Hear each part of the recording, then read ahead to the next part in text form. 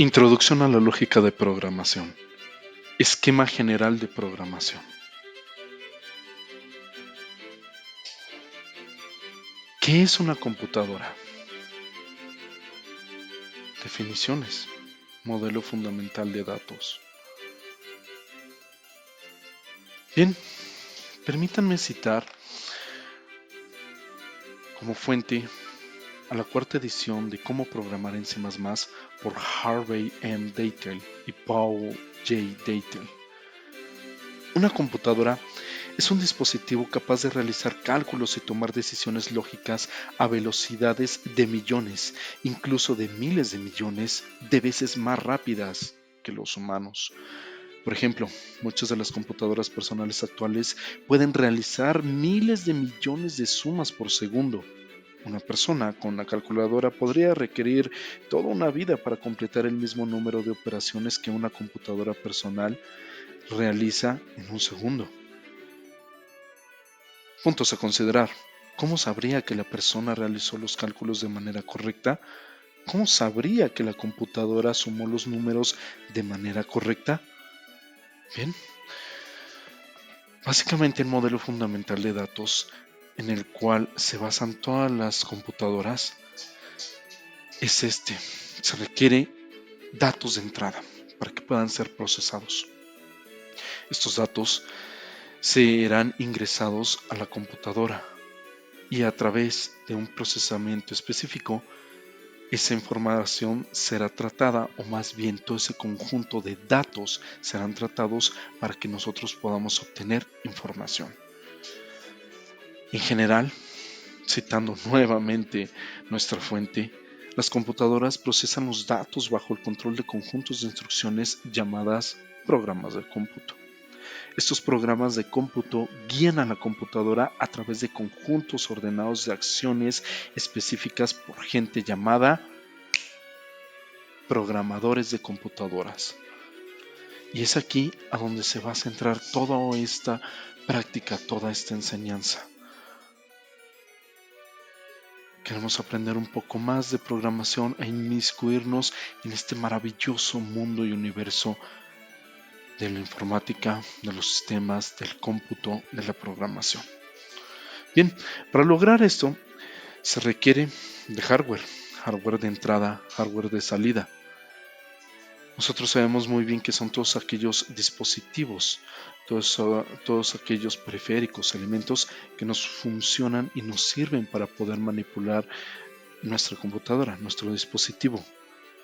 Si nosotros nos citamos nuevamente y citamos a nuestra grandiosa referencia, nuestra grandiosa fuente, nos dice que una computadora, pues sí, está compuesta por varios dispositivos, tales como el teclado, el monitor, el ratón, discos, memoria, CD-ROM y unidades de procesamiento, conocidos como hardware. Vaya, es evidente que conocemos muy bien esto porque desde la escuela nos han dado definiciones tan simples, tan vagas y tan superficiales como decir que el hardware es toda esa parte física, todo aquello que puedes tocar, ¿correcto? Muy bien. Asimismo se requiere de software que generalmente se puede tratar como software de sistema o software de aplicaciones. Citando nuevamente nuestra fuente, nos dice que a los programas de cómputo que se ejecutan dentro de una computadora, sí, en efecto, se les denomina software.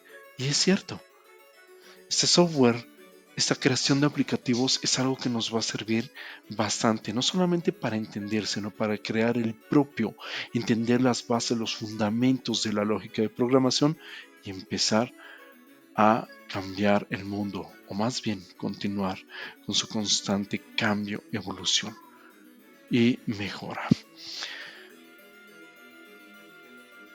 Dato. ¿Qué es un dato? Es una representación simbólica, numérica, alfabética, algorítmica, etc. Es un atributo o característica de una entidad. El dato, como tal, por sí mismo, carece de un valor semántico, o sea, sí que se dice que carece de sentido por sí mismo, pero convenientemente tratado o procesado, entonces ya va a tener una razón de ser. Y eso Como ejemplo, se puede entender a cuando yo les digo 3.1416, 9.8, o les puedo decir, por ejemplo, 1.62, 90-60-90, Laura, 24 o cualquier tipo de referencia que yo les pueda dar. Entonces, en ese momento, nosotros veremos que son datos al azar, valores, ¿ok? Referencias, pero por sí mismos no dicen nada. O tal vez sí. Definitivamente ustedes ya saben a qué me refiero, han computado demasiado bien esa información y claro, pues saben a qué me refiero. Sin embargo, en el mundo de las computadoras, de la programación de los sistemas, no funciona así. Y esas entidades que por sí mismas, esos valores que tienen un sentido semántico y que carecen de una base o, o un respaldo en su información como tal, van a tener al final de cuentas un resultado. Un resultado que al dárseles tratamiento adecuado, bueno, van a crear como tal en sí la información. La información nos dicen que es el resultado del procesamiento de datos. Ok, una vez que yo trate esos datos, podría estar hablando pues del clima, podría estar hablando de una relación de lo que es una constante, comillas, de la gravedad, podría estar hablando de muchas otras cosas o muy bien, como todo aquello que ustedes ya computaron bien. ¿Sí? Eso nos da información y esa información tratada pues crea conocimiento a fin de cuentas. Para poder crear esto, nosotros necesitamos trabajar y darle a la computadora instrucciones. ¿Y qué es una instrucción? Una instrucción es una sentencia. ¿Ok? Una sentencia es una instrucción. Pues sí. Esas instrucciones procesadas y hechas correctamente, dadas a la computadora de manera adecuada, bueno, pues nos ayudarán para crear un programa que básicamente es un conjunto de instrucciones u órdenes basadas que una computadora interpreta para resolver un problema. Y la capacidad de que esto sea así, bueno, pues se ve claramente cuando nosotros estamos trabajando en nuestro desarrollo de programas, de aplicativos. Constante. Una constante es cualquier dato cuyo valor permanece fijo en un programa, como por ejemplo especificar y crear a B. B que es una constante que tiene un valor de 20. Y asimismo tendremos variables, que es aquella que conserva, comillas, los datos hasta que le son asignados otros o que son sustituidos cuando son asignados o actualizados, cuando son manipulados de alguna manera. Estos datos permanecen en constante cambio y no se puede tener una certeza de que tendrán el mismo valor por un tiempo prolongado. Representación de solución a un problema. Para poder solucionar los diversos problemas, desafíos, retos, lo haremos a través de algoritmos, diagramas de flujo y pseudocódigo.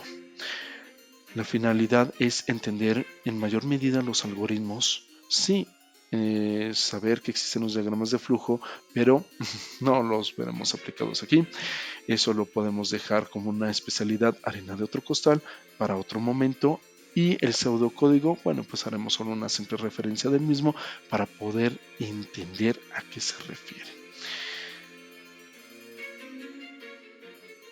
Fases para solucionar un problema.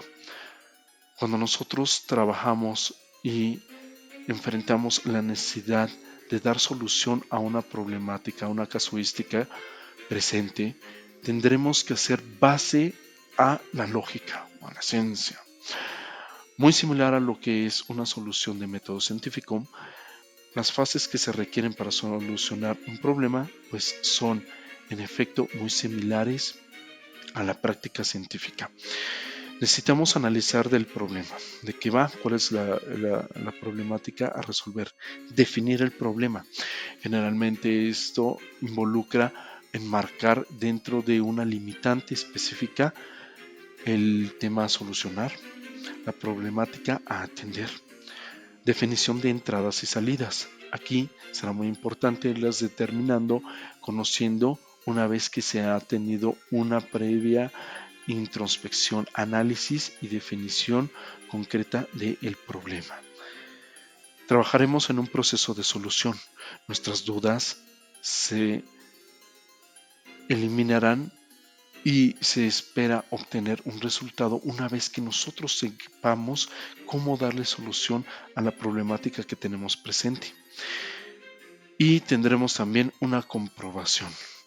Esto es, ya que nosotros hayamos tenido la solución y la hayamos ejecutado, tendremos que comprobar que en efecto nos da el resultado deseado cada vez que se requiere hacer uso de esta solución para dicho o determinado problema. Expresiones y operadores de programación. Las expresiones son aquellas que devuelven un valor numérico. Ok, lo empezaremos a ver y entender más adelante. Y los operadores son aquellas que devuelven, ¿qué cosa? Un resultado de tipo booleano, un resultado como true or false, verdadero o falso, un resultado de tipo binario. Ahora bien, sabemos que existen algunas personas que han estado presentes o ya no están o tal vez continúan presentes seguramente en nuestras vidas y tienen la necesidad de marcar a uno. Así como se vuelven un tatuaje en la piel, en el alma, en el corazón, en las mentes y demás de los individuos, así necesito que también se aprenda de estas tablas, de estos tipos de operadores y de toda la información que se tiene aquí. ¿Por qué? Porque esto nos va a servir como la base esencial de todo nuestro desarrollo íntegro. Operadores, hay diferentes tipos de operadores. Operadores de tipo aritmético, de asignación, relacionales, de incremento y decremento. Pero empecemos a ver los básicos, aquellos que son operadores aritméticos. En esta tabla, en la primera columna, nosotros podemos ver los operadores de tipo suma, resta, producto, de división y el último que nosotros conocemos naturalmente aritméticamente como el porcentaje de operaciones comunes. Pero cuidado, este último operador no hace referencia a una operación de tipo porcentaje. ¿Cómo es eso? Me refiero a que nosotros indiquemos un 20% de 100 unidades. No. Esto hace referencia a un elemento que es la división entera, el resto de la misma. Es a lo que se le conocerá más adelante como el módulo. No es un porcentaje, sino que simplemente para nosotros como programadores y para la computadora hace referencia a módulo. La siguiente tabla para los operadores de asignación hace una nueva expresión y una nueva presentación de los operadores. Aquí podremos ver que existe el más igual, el menos igual, el por igual, el entre igual y el porcentaje igual. No, módulo igual, un poquito más correcto. ¿Por qué?